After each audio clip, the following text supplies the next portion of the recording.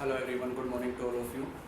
और आज हम पढ़ने जा रहे हैं यहाँ पे that is the effect of temperature on resistance and resistivity. इस सेकंड यूनिट में मैंने बहुत सारी बातें आपके साथ डिस्कस की हैं। Current types, drift velocity, relation between current and drift velocity, फिर हमने रेजिस्टेंस और रेजिस्टिविटी के बारे में डिस्कस किया, ठीक है।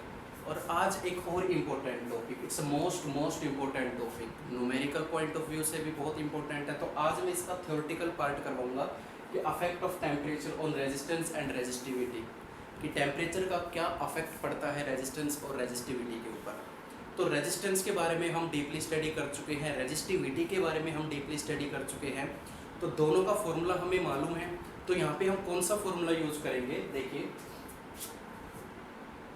वी नो, बहुत ही ध्यान से देखिए इस टॉपिक को।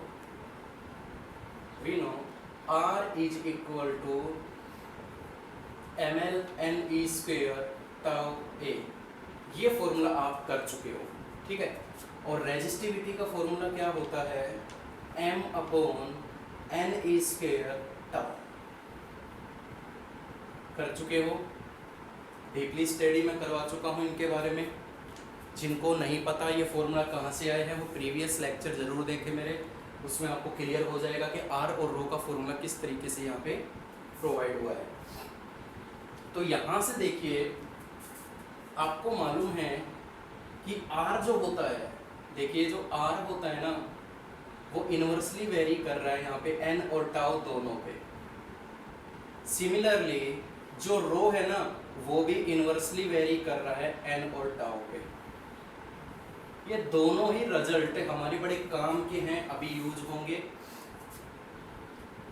अब हम देखेंगे कि स्टेप वाइज तीनों मटेरियल को अलग अलग डिवाइड कर रहा हूं मैं।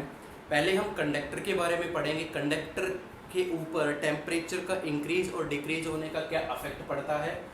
फिर हम सेमीकंडक्टर डिवाइस लेंगे, ठीक है। फिर हम अलॉय लेंगे। तो 3 कैटेगरी में मैं डिवाइड कर रहा हूँ। बहुत ही इंटरेस्टिंग टॉपिक है। पहले कंडक्टर के बारे में हम पढ़ लेते हैं यहाँ पे।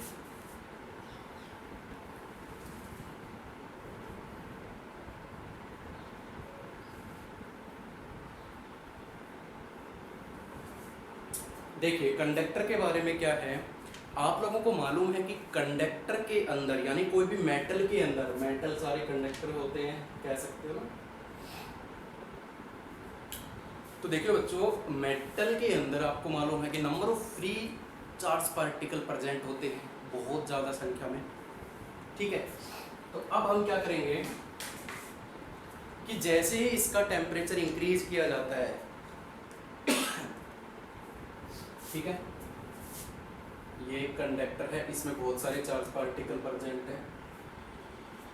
तो हम कर रहे हैं कि जैसे ही इसका टेम्परेचर इंक्रीज किया जाता है तो क्या होगा, टेम्परेचर इंक्रीज करने पे क्या असर पड़ता है। जैसे ही मैं टेम्परेचर इंक्रीज करूंगा, इसके अंदर जो चार्ज पार्टिकल हैं वो वाइब्रेट बहुत ही तेज गति से करने स्टार्ट कर देंगे। वाइब्रेशन ऑफ इलेक्ट्रॉन्स इंक्रीज हो जाएगा एकदम से टेम्परेचर मिलते ही। तो टेम्परेचर इंक्रीज करने पे ये आपको मालूम है कि वाइब्रेशन क्या हो जाएगा, इंक्रीज। वाइब्रेशन इंक्रीज हो जाएगा तो रिलैक्सेशन टाइम के बारे में आपने पढ़ा है, the time taken by the electron between the 2 successive collision, 2 collision के बीच के जो टाइम पीरियड होता है that is the relaxation time.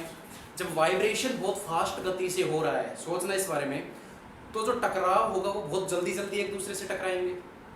Simple सी बात है। जब बहुत हाई स्पीड से वो वाइब्रेट करना स्टार्ट कर देंगे, टेम्परेचर बढ़ाने पर वाइब्रेशन इंक्रीज करेगा, तो वो बहुत ही फास्ट एक दूसरे से कोलिजन करना स्टार्ट कर देंगे।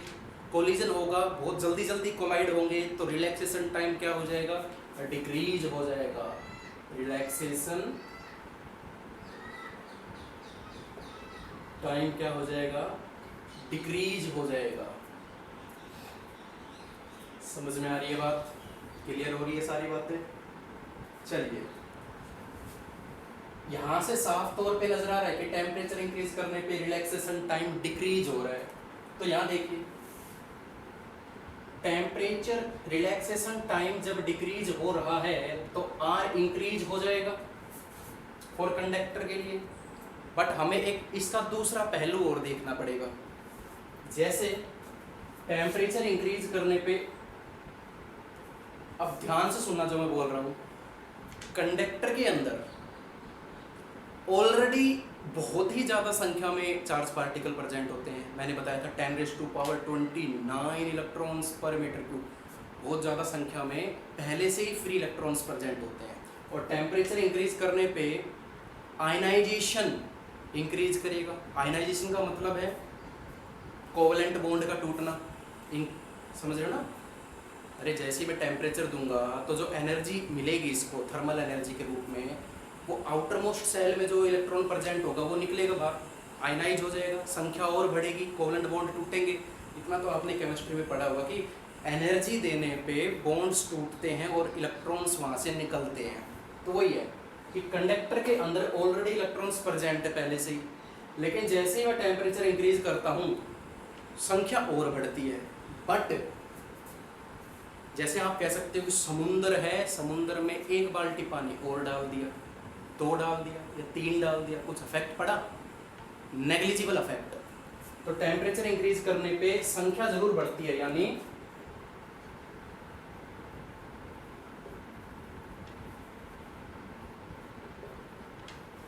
आयनाइजेशन इंक्रीज जरूर करता है, एन इंक्रीज जरूर करता है, समझे।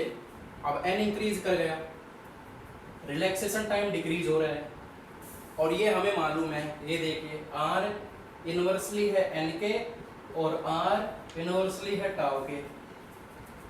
रिलैक्सेशन टाइम डिक्रीज हो रहा है तो इसके अकॉर्डिंग आर इंक्रीज होना चाहिए, एन इंक्रीज हो रहा है तो इसके अकॉर्डिंग आर डिक्रीज होना चाहिए, और दोनों इनवर्सली है, तो यहाँ तो हम फंस गए। तो आर क्या होगा, आर इंक्रीज होगा या डिक्रीज होगा कंडक्टर के लिए? यहाँ तो दो अलग अलग रिजल्ट आ गए। यहाँ रिलैक्सेशन टाइम डिक्रीज हो रहा है तो इस रिजल्ट के अकॉर्डिंग तो आर बढ़ना चाहिए, और इस रिजल्ट के अकॉर्डिंग आर घटना चाहिए, ठीक है। तो किसका अफेक्ट ज़्यादा पड़ेगा? मैंने क्या बताया कि कंडक्टर के अंदर ऑलरेडी बहुत ज़्यादा फ्री इलेक्ट्रॉन्स प्रेजेंट होते हैं, एन इंक्रीज जरूर होते हैं बट उनकी संख्या पे इतना असर नहीं पड़ता, तो ये डोमिनेट नहीं कर पाता, इनसिग्निफिकेंट हो जाता है ये, ठीक है।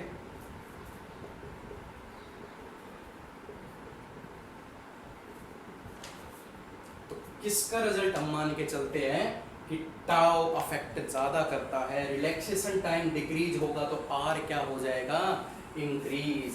Therefore due to increase in temperature resistance increase for conductor. Conductor के केस में टेम्परेचर देने पे रेजिस्टेंस क्या हो जाता है, इंक्रीज हो जाएगा, और फिर हमें देखने को क्या मिलेगा। अब साफ तौर पे ये भी देख लीजिए, रो का भी वही हाल है, कंडक्टर की बात कर रहा हूँ ना, तो रेजिस्टिविटी का भी तो रिजल्ट वही है जो रेजिस्टेंस का है। तो आप कह सकते हो कि due to increase in temperature R increase for conductor and rho also increase for conductor. Puzzle होने की बिल्कुल बात नहीं है, दो अलग अलग केस करवाए हैं, एक ही राइट हैंड साइड वाला केस देखिए, एक ही डाउनवर्ड वाला केस देखिए। ये केस है टेम्परेचर इंक्रीज करने पे बॉन्ड टूटेंगे, यानी आयनाइजेशन पावर बढ़ेगी, संख्या बढ़ेगी, लेकिन संख्या पहले से ही इतनी ऑलरेडी ज़्यादा होती है कंडक्टर के अंदर फ्री चार्ज पार्टिकल्स की कि एन इंक्रीज करने पे वो इतना अफेक्ट नहीं डाल पाते। बट वाइब्रेशन भी इंक्रीज होता है, साथ साथ कोलिजन जल्दी जल्दी होगा, रिलैक्सेशन टाइम डिक्रीज होता है, उसकी वजह से according to this formula R increase करेगा। तो ये वाला फैक्टर डोमिनेट करेगा, ये वाला फैक्टर डोमिनेट नहीं करेगा। तो इसकी वजह से ये पूरी थ्योरेटिकल प्रोग्राम हमारा एक्सपेरिमेंटली देखा हमने कि इंक्रीज करने पे टेम्परेचर का रेजिस्टेंस और रेजिस्टिविटी दोनों ही इंक्रीज करती है कंडक्टर के केस में। आई होप क्लियर हो गया होगा, पजल होने की बिल्कुल भी जरूरत नहीं है, बहुत ही सिंपल सा ये फैक्टर है, ठीक है।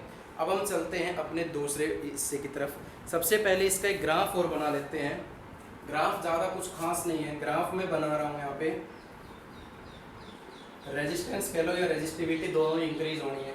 ये टेम्परेचर है केल्विन में, ठीक है। तो इसका ग्राफ कुछ ऐसा बढ़ता है इस तरीके का, लाइक दिस, कि टेम्परेचर इंक्रीज करने पे रेजिस्टेंस रेजिस्टिविटी भी इंक्रीज करते हुए जाएंगे। तो इस तरीके का ग्राफ हम बनाते हैं कंडक्टर के केस में। ये कॉपर का मैंने एग्जांपल लिया है, यहाँ पे ये कॉपर का एग्जांपल लिया मैंने, आप किसी का भी ले सकते हो ग्राफ से, ठीक है। ये एक्सपेरिमेंटली थ्योरेटिकल पोर्शन मैंने करवाया है कंडक्टर के लिए। अब आते हैं दूसरे स्टेप पे, for semi conductor. For semi conductor के केस में हम क्या करेंगे,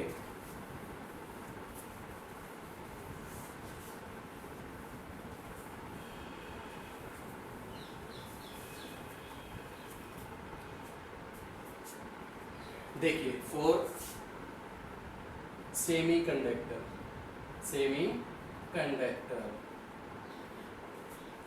फॉर सेमी कंडक्टर के एग्जांपल आपको पढ़ा होंगे केमिस्ट्री में, दैट नॉर्मली हम सेमी कंडक्टर किसको मानते हैं, सिलिकॉन हो गया, जर्मेनियम हो गया, ठीक है।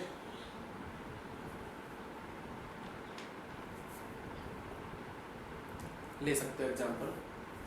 तो सेमीकंडक्टर के केस में देखिए क्या होता है, जैसे ही मैं टेम्परेचर बढ़ाता हूँ, ध्यान से देखना वही केस होंगे, जैसे ही मैं टेम्परेचर इंक्रीज करता हूँ बच्चों, तो क्या देखने को मिलता है, वही बातें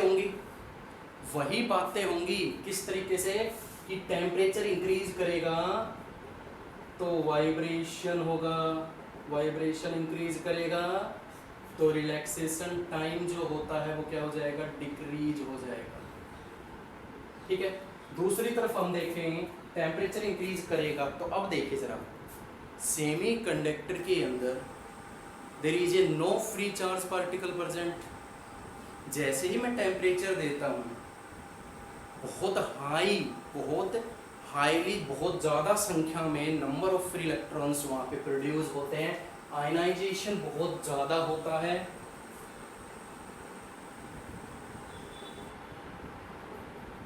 और n बहुत ज़्यादा संख्या में इंक्रीज करता है, ठीक है। क्योंकि पहले से कोई वहाँ पे number of free charge particle present नहीं है। जैसे मैं टेम्परेचर दूंगा सारे बॉन्ड्स टूट जाएंगे आपस में, और नंबर ऑफ एक भीड़ सी निकलेगी, जैसे गेट खोल दिया जाता है ना, दौड़ जैसे खुली भर्ती में दौड़ वगैरह मारी जाती है, तो उसमें जब गेट खोल दिया जाता है एकदम से भागते हैं, उस तरीके से होता है कि जैसे टेम्परेचर दिया जाता है एकदम से number of free charge particles present होते हैं और इनकी संख्या बहुत हाई हो जाती है।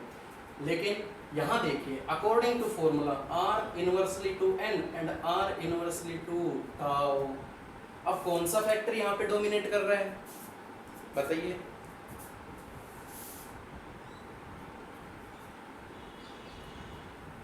ठीक है, रूम टेम्परेचर पर सेमीकंडक्टर के पास कोई number of free charge particles नहीं होते, लेकिन जैसे ही मैं टेम्परेचर इंक्रीज करता हूँ आयनाइजेशन पावर इतनी ज़्यादा हो जाती है कि n की संख्या एकदम से बहुत ज़्यादा हाई हो जाती है। दूसरी तरफ हम देखेंगे वही same relaxation time, vibration increase होगा, रिलैक्सेशन टाइम डिक्रीज होगा, बट कौन सा फैक्टर यहाँ पे डोमिनेट करेगा, वाइब्रेशन इंक्रीज तो हो रहा है लेकिन ऑलरेडी वो तो फ्री इलेक्ट्रॉन्स तो थे ही नहीं ना, तो कुछ एक के बीच में होगा, तो रिलैक्सेशन टाइम डिक्रीज होगा लेकिन थोड़ा सा डिक्रीज होगा। बट यहाँ पे क्या देखने को मिल रहा है कि n बहुत ज़्यादा संख्या में इंक्रीज कर रहा है। जब n इंक्रीज करेगा तो आपको मालूम है कि r क्या हो जाएगा, डिक्रीज हो जाएगा। तो ये वाला फैक्टर इनसिग्निफिकेंट हो जाता है इस केस में, सेमीकंडक्टर के केस में। और यहाँ पे हमें क्या देखने को मिलता है, due to increase in temperature R resistance and resistivity decrease with increase in temperature. Temperature increase करने पे n बहुत ज़्यादा संख्या में बढ़ते हैं, n बढ़ेंगे तो r घटेगा, ठीक है, और यही रिजल्ट रेजिस्टिविटी का होता है, ठीक है। तो r और रेजिस्टिविटी दोनों ही डिक्रीज करती है टेम्परेचर इंक्रीज करने पे in the case of semiconductor. दोनों के बीच में मेन जो डिफरेंस है वो यही है कि इलेक्ट्रॉन के अंदर ऑलरेडी पहले से इलेक्ट्रॉन्स होते हैं, टेम्परेचर बढ़ाऊंगा तो थोड़ी सी संख्या बढ़ेगी क्योंकि बहुत ही हद से ज़्यादा संख्या में इलेक्ट्रॉन्स पहले से प्रेजेंट है, तो इलेक्ट्रॉन्स की संख्या बढ़ेगी लेकिन ना के बराबर, कोई ज़्यादा अफेक्ट पड़ेगा नहीं। रिलैक्सेशन टाइम का ज़्यादा अफेक्ट पड़ेगा उस वक्त। लेकिन सेमीकंडक्टर के वक्त क्या होता है कि रूम टेम्परेचर पे कोई भी फ्री इलेक्ट्रॉन्स प्रेजेंट नहीं होता, कोई भी फ्री चार्ज पार्टिकल्स प्रेजेंट नहीं होते। बट जैसे ही मैं टेम्परेचर इंक्रीज करता हूँ वैसे ही large number of electrons produced in the semiconductor. So हमारा रिलैक्सेशन टाइम वाला फैक्टर डोमिनेट नहीं करता, नंबर ऑफ इलेक्ट्रॉन्स वाला फैक्टर यहाँ पे डोमिनेट करता है। तो इसके अकॉर्डिंग आर यहाँ पे क्या हो जाएगा, डिक्रीज, एंड सिमिलरली रेजिस्टिविटी भी क्या हो जाएगी, डिक्रीज। क्लियर हो रही सारी बातें? मेन चीज़ें वही हैं जो मैंने अभी भी बताई है, वो याद रखनी है आपको। अब हम बात करते हैं अलॉय की, जो हमारा तीसरा मटेरियल है आज का। अलॉय के बारे में बात करते हैं। इसका एक छोटा सा ग्राफ और बना लेते हैं, वही टेम्परेचर केल्विन में, रेजिस्टेंस एंड रेजिस्टिविटी। ठीक है, टेम्परेचर इंक्रीज करेगा तो आर और रो डिक्रीज करेगा, तो इन्वर्सली का ग्राफ लाइक कुछ ऐसा आता है हमारा। ठीक है, इस तरीके का ग्राफ हमें मिलता है सेमीकंडक्टर के केस में। क्लियर है? इन्वर्सली के केस में। अब हम करते हैं हमारा तीसरा मटेरियल आज का, and that is alloy, most important. 10th में थोड़ा बहुत जरूर पढ़ के आए।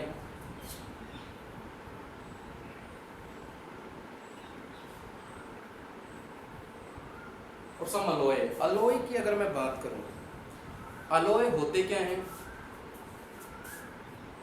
नाइक्रोम वायर पढ़ा है 10th क्लास में, हीटिंग एलिमेंट होते हैं। मैंगनीन, कॉन्स्टेंटन, ये सारे 10th के कंसेप्चुअल हीटिंग अफेक्ट में भी आ चुके हैं, थोड़े बहुत आपने जरूर पढ़े हैं।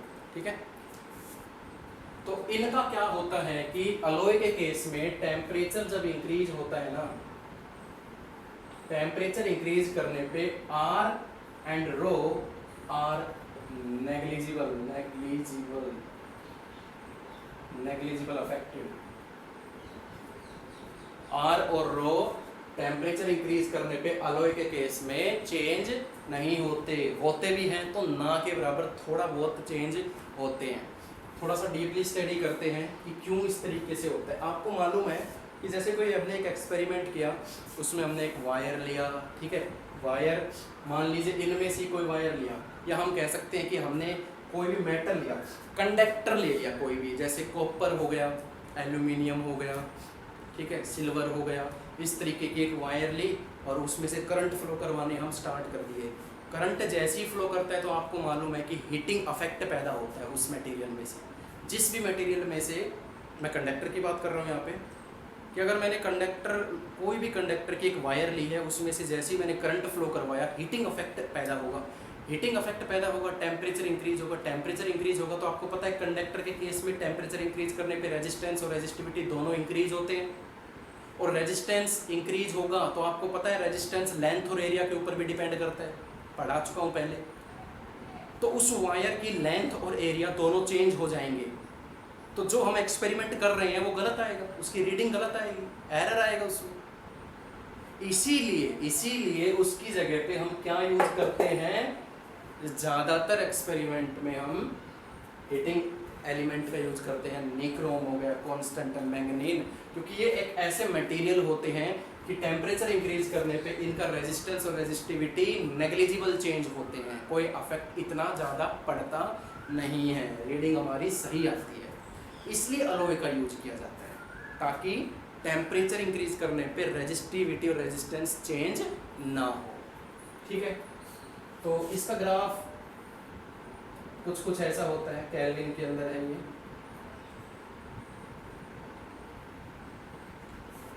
हल्का सा चेंज है,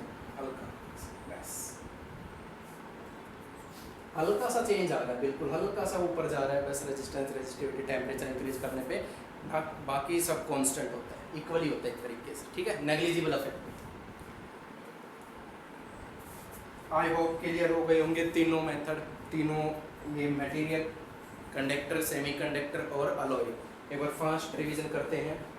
टेम्परेचर इंक्रीज करने पे कंडक्टर में फ्री इलेक्ट्रॉन्स इंक्रीज होते हैं, कोलिजन इंक्रीज होता है। कोलिजन इंक्रीज होगा, जल्दी जल्दी टक्कर मारेंगे, रिलैक्सेशन टाइम डिक्रीज हो जाएगा और एन बढ़ जाएगा। बट कौन सा फैक्टर डोमिनेट होगा, एन बढ़ने से इतना अफेक्ट पड़ता नहीं जितना अफेक्ट रो टाउ के घटने से होता है। तो कंडक्टर के केस में रेजिस्टेंस रेजिस्टिविटी इंक्रीज हो जाते हैं टेम्परेचर इंक्रीज करने पे। सेमीकंडक्टर में इसका उल्टा हो जाता है, पहले कोई भी इलेक्ट्रॉन्स फ्री इलेक्ट्रॉन्स प्रेजेंट नहीं होते रूम टेम्परेचर पे, लेकिन जैसे ही मैं टेम्परेचर इंक्रीज करता हूँ एकदम से नंबर ऑफ इलेक्ट्रॉन्स की संख्या बढ़ती है और रेजिस्टेंस और रेजिस्टिविटी घट जाती है। और अलॉय के केस में तो बड़ा सिंपल सा है, हीटिंग एलिमेंट हम ये लेते हैं, टेम्परेचर इंक्रीज करने पे आर और रो पर इतना असर नहीं पड़ता। ठीक है, तो आज थ्योरेटिकल पोर्शन करवाया है। नेक्स्ट वीडियो में आपके लिए लेके आऊँगा same topic, temperature affect on resistance and resistivity but mathematical method. ये एक्सपेरिमेंटल था, अब मैथमेटिकल मेथड हम करेंगे जो कि न्यूमेरिकल में हमारे काम आएंगे और कुछ एक न्यूमेरिकल्स देखेंगे इसके ऊपर। आज के लिए इतना ही, आई होप क्लियर होगा।